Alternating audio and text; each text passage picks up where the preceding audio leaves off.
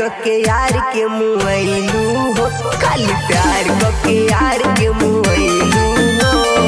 दिल भर टाका भिड़ैलू हो, नजर से नजर मिलैलू हो, खाली प्यार के यार के मुआइलू हो।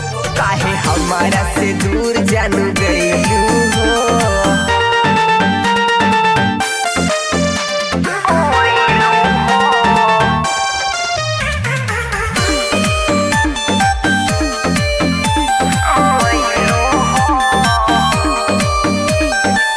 जानती अगर तू करबू धोखा, प्यार नहीं करती तोहरा से, जी नहीं पाइब तोहरा बिन धनिया, लागत मरब जहर खाई के।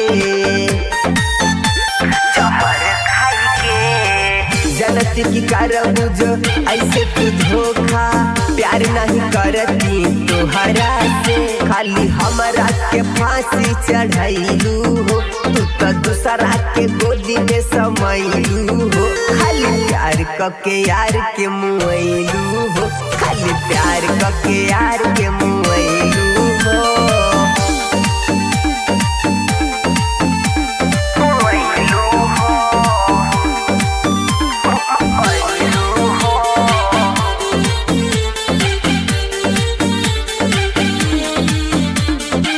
प्यार के अमर बाटे सुनो कहानी, काहे दगा तू कैलू हो रे रानी। प्यार कैले रहले राजा और रानी, साथ में बीतल उनके जिंदगानी।